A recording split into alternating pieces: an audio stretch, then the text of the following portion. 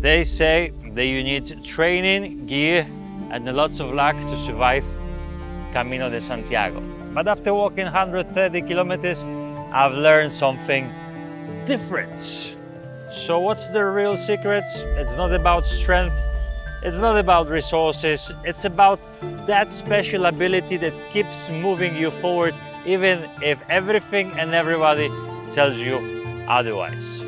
33 degrees in the blazing sun, endless fields of Portugal, and also the ankle injury that walks with me like a homeless, angry dog.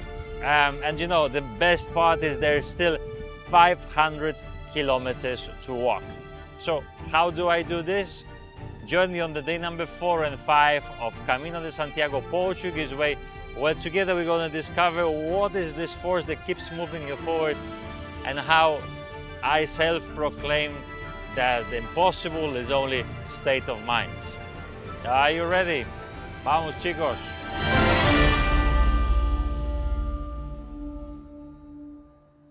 The day begins in Santarém.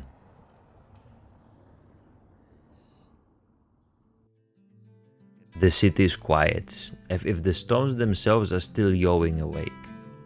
I slip through narrow streets where tiled walls hold the cool of the night.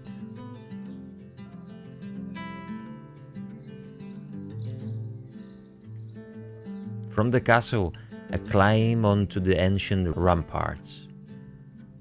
The view is endless, the Tagus River bending like a silver ribbon, fields stretching on the horizon, and the villages that look no bigger than the toy houses.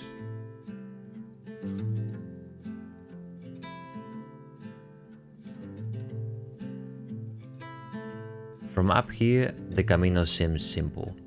It's just a line on the earth. Walk long enough and eventually you will arrive. But I've walked long enough to know it's never just about the distance.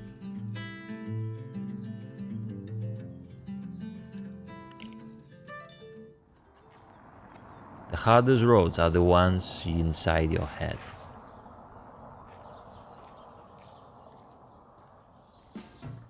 By mid-morning, the illusion breaks. The shade of Santarém disappears behind me, and the sun arrives with a cruelty that feels personal. The air is heavy, thick with the smell of dust and hot stone. My shirt sticks to me like a second skin. Every few steps, sweat runs into my eyes, stinging.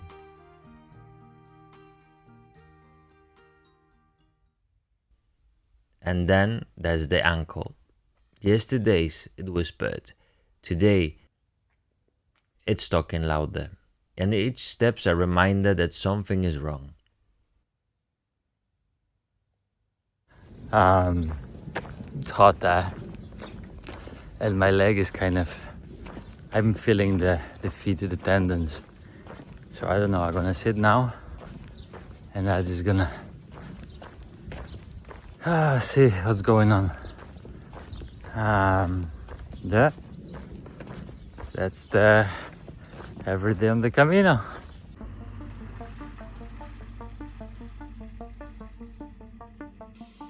This is where the Camino becomes a mirror. Every step magnifies your thoughts. The body screams and the mind joins the choir. Why are you here? Why don't you stop? No one will know if you quit early today. The silence of the field doesn't help. No coffees, no villages, no voices to distract me. Just the crunch of my shoes, the pulse of pain, and the endless blue of the sky.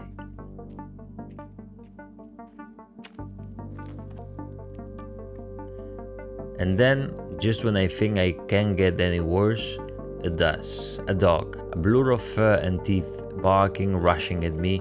My heart leaps. For a second I picture the headlines. Pilgrim taken out, not by blisters, but by a dog in the rural Portugal. Sorry. I cannot be angry for the dogs. I just cannot be angry, but still, what a day, yeah? What a day. But you know what's the good thing? At least my other leg, it doesn't hurt anymore. At least it doesn't hurt anymore. It isn't serious, just a small bite. More shock than injury. But it rattles me because perseverance isn't just about legs, it's about your fear. And fear always feels bigger when you're already tired. I laugh nervously when it's over, but inside the question repeats. Why am I still here?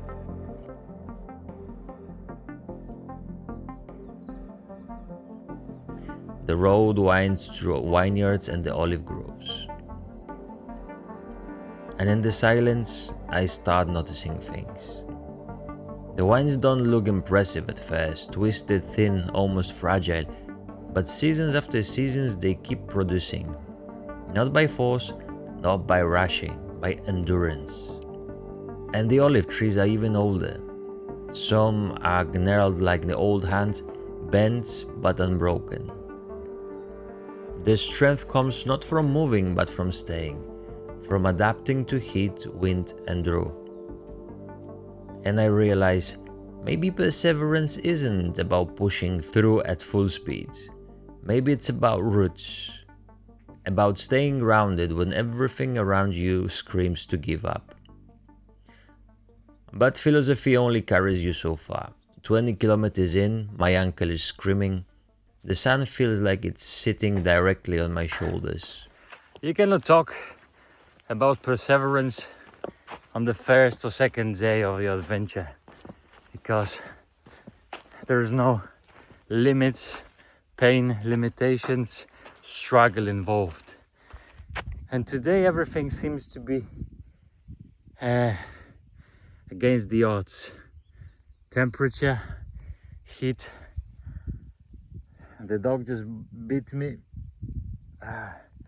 My leg, it's still inflamed, and I'm the only one here around 1 o'clock in the South Portugal during the summer. And you see that there's, what can I do? I just can go, walk. This is the perseverance that I'm talking about. It's easy to talk from the nice comfortable couch, and it's pointless to talk it and considering it from that couch. You have to be in the field, you have to put it in use, and you have to sweat, suffer and doubt and go through that, and there's a joy on the end. Every field looks like the last, and the word impossible starts to circle me like a vulture. Finally, I stop in Azinaga. Not the town I dreamed of, not the milestone I wanted, just the place where I couldn't take another step. Collapsing into the bed that night, I felt defeated, because in my head, perseverance meant pushing through no matter what. And here I was, stopping. Had I failed? Planning to walk Camino de Santiago but worried you're missing something? Are you on a crossroads in life seeking clarity or a fresh start? What if you could capture every moment of the transformation along the way? I've walked more than 10,000 kilometers around the world, and in my preparation packing list there is one thing I never leave behind. This journal, the journey within. Every Camino has taught me valuable lessons about life's twists and changes. The journey within isn't just another journal. It asks the right questions just at the right time, guiding you through the tough parts of the Camino and helping you to see what really matters. And it's not just my opinion. Thousands of fellow pilgrims have experienced its magic, as reflected in their brilliant reviews. Camino is a one-in-a-lifetime experience. Make the most of every moment and get the journal now. The next morning, the ankle is worse. Every step feels like a test. So I make a choice. Today, just 8 kilometers, that's it. And in that choice, something shifts. Perseverance doesn't mean destroying yourself. It doesn't mean pretending to be invincible. It means fighting the way forward, even if it's smaller, slower, or humbler than you imagined. Because the only true failure is refusing to start again. That day, those 8 kilometers felt longer than the 20 from yesterday. And not because of a distance, but because of the courage it takes to walk when you know you stop early. And yet, I did walk. I did not quit. Here's what I've learned. Impossible doesn't live in the kilometers. It doesn't live in the blisters or the heat or even in the bites of dogs. Impossible lives in the mind. And the moment when doubt whispers louder than hope, in the silence when no one is watching and you alone decide whether to take the next step. And perseverance is not glamorous, it's not heroic, it's not the movie scene with triumphant music. It's this, sweat dropping into your eyes, the ankle that says stop, the heart that says maybe, and still one more step forward. On day 4 and 5 of the Camino Portuguese, I've discovered this. Perseverance isn't about proving how strong you are, it's about proving how willing you are to keep showing up. And if you're carrying something heavy in your life, a dream, a burden, a fight that feels too long, remember this. Perseverance doesn't always roar. Sometimes it whispers, get up, try again, walk a little farther. And that's how impossible things become possible. Tell me in the comments what's the impossible you're walking through right now. And if you want to keep walking this road with me, subscribe. Because the Camino has only just begun and the lessons waiting ahead are bigger than the distance. Buen camino!